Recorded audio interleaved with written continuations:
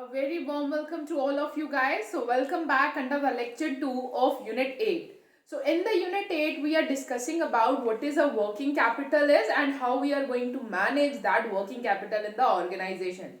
Along with that, we have discussed about the two concepts of the working capital. One was a gross working capital, other is a net working capital, with both of them are specifying and focusing on the different thing.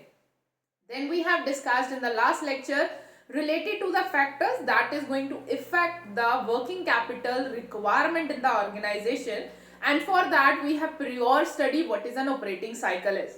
Now the next thing that we have to study in the today's lecture is related to the estimation of working capital, that how you are going to determine that how much working capital is required in the organization, keeping in mind the different factors that is going to affect it. So let's start with the today's lecture. First of all, we are going to discuss determination of working capital. This is what we are going to discuss today.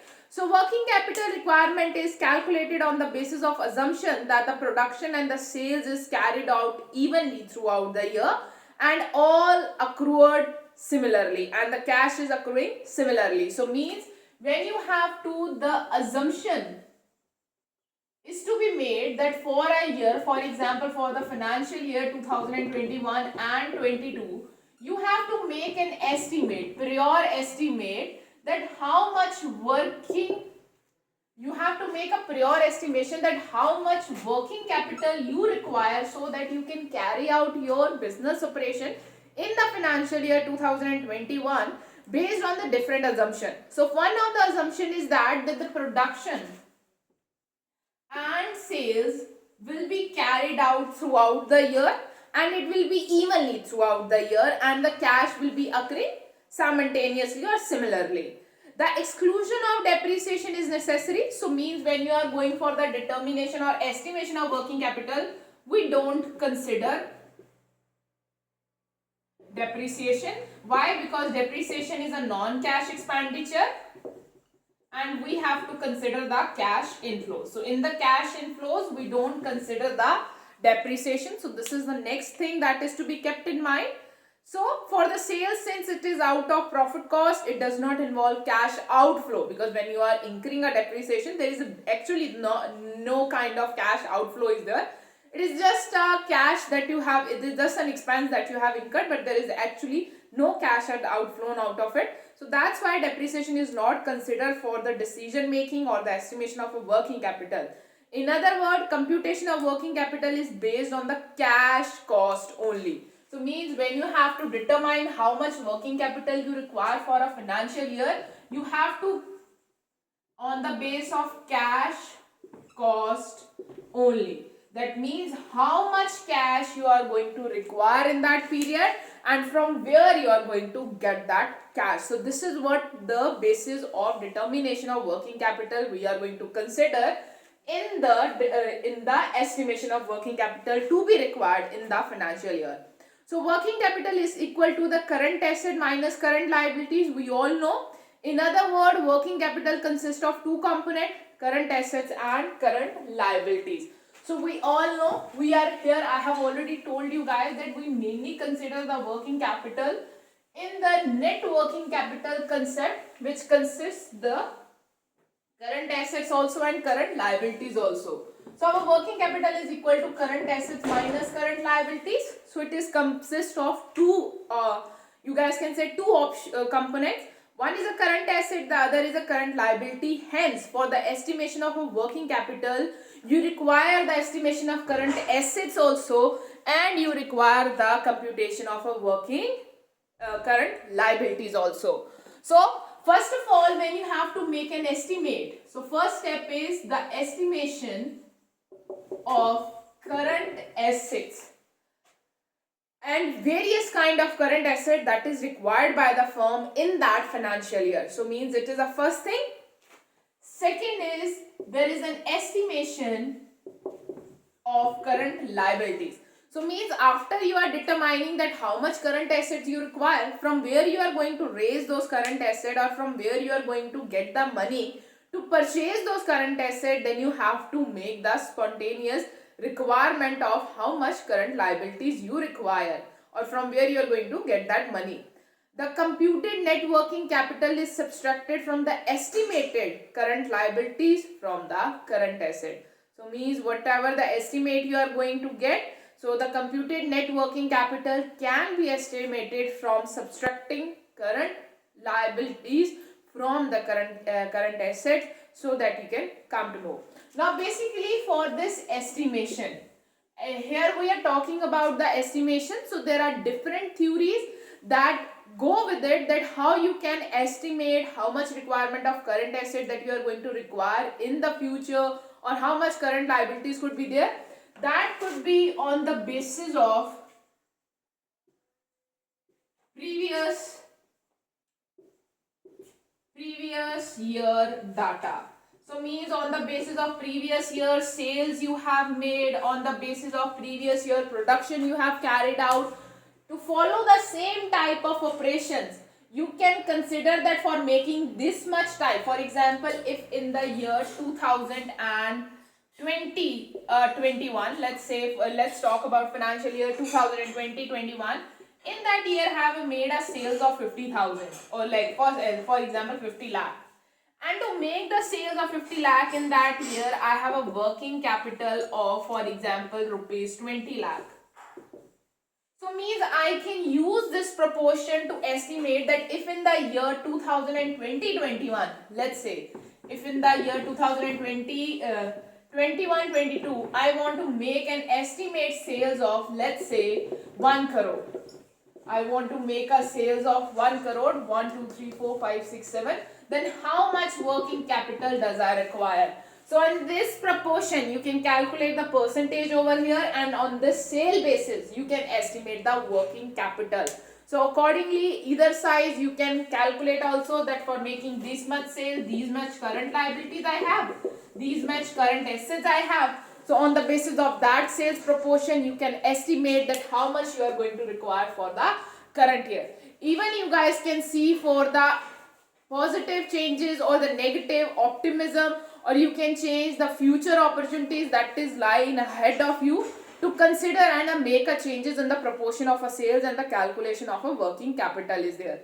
So this is how we basically do the calculation and estimation of how much working capital is required by the organization in a particular period. So basically, first of all, what we have to do, we have to do the estimation of a current assets, then we have to do the estimations of the different kind of current asset that we require, that how much inventory in raw material should be there, how much inventory in work in progress could be there, how much investment should be in the finished goods, how much investment in debtors should be there, how much cash we should have in our hand or cash we keep in our bank. So all this estimation is to be made. So along with that, there is estimation of current liabilities to be made, that how many trade creditors are going to be there, how many direct wages is to be paid throughout the year, overheads will be there if there is any outstandings are there. So these all things is to be considered in mind while you are making an estimation of working capital. So now this, we are done with the determination of a working capital. The next thing that we have to discuss now is the sources of working capital. Now, sources of working capital. So this is the next thing that we have to discuss. So in the sources of working capital, what we basically have to discuss is that from where you are going to get the money to finance your working capital. So these are the financial policies vis-a-vis 2 financial current asset, adoption of the specific policies left out to the firm, and 3 financing policies are there. So basically now this thing is related to that from where you are going to get the money or from where you are going to finance your working capital. First one is short term financing. This is the first financing policy that can be followed by the organization to finance the working capital in the organization. Generally, current assets should be financed by only current short-term financial sources. The short-term finance is obtained for a period of less than 1 year. The sources of short-term finances are such like bank loans are there, public deposit, commercial papers are there, corporate commercial papers are there, certificates of deposits are there, factoring of bills receivables are there, bill discounting is there, retention of profit is there.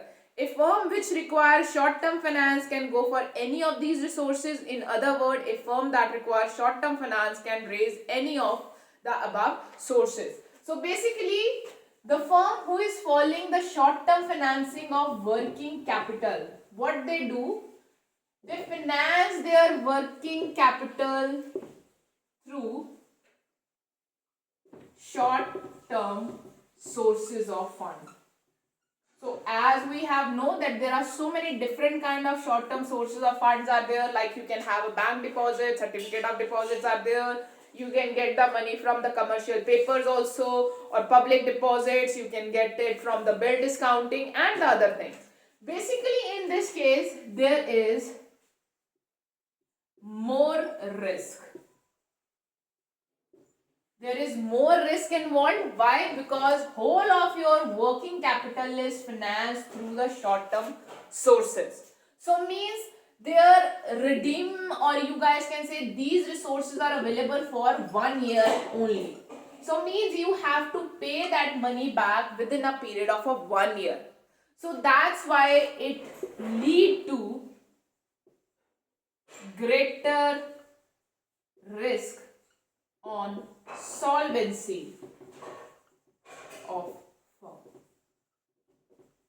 It lead to greater solvency in the firm. So firm requires more working capital if they are raising whole of the working capital through short-term sources only, because they will be redeemed or their redemption date is going to be very quick within a period of 1 year.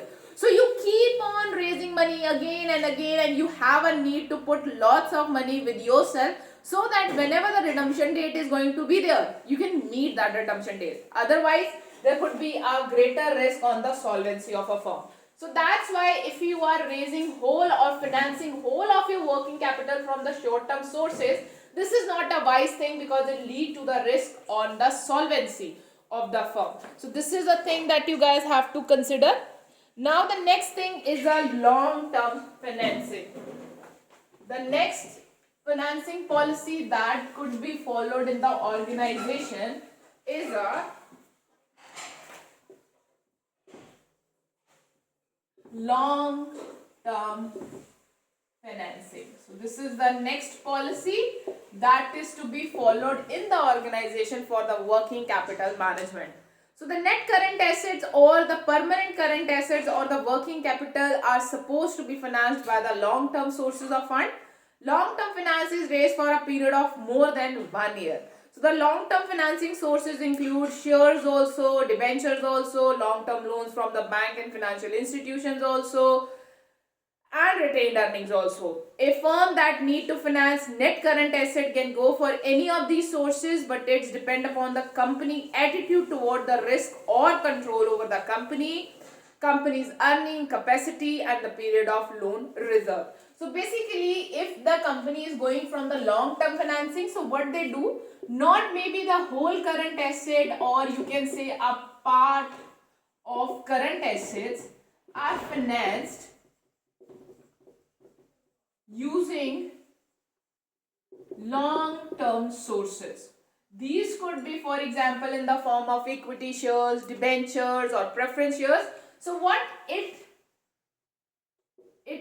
is less risky in nature. Why? Because now the working capital is financed using the long-term sources. They will be redeemed after a period of 1 year. So that's why a company has a longer period to meet the redemption date. So they don't require much working capital. And moreover, they don't run on the risk of solvency. So this is more, you guys can say, a reserve approach. So that is what it is related to long-term financing. And then with the long-term financing, we have a third policy which is related to the financing of a working capital. So it is a third one, spontaneous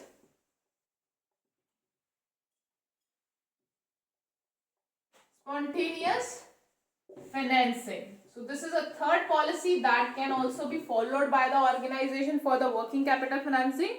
It refers to the automatic source of short-term fund raising in normal course of business. These sources include trade creditors, outstanding expenses. Spontaneous sources of finance is available at a no cost. A firm which wishes to maximize the owner wealth, it must and should utilize these sources is to the fullest extent. So basically the spontaneous financings occur while the working or the while carrying out the business processes. These are the sources which we get in the form of trade credits, or you guys can say outstandings.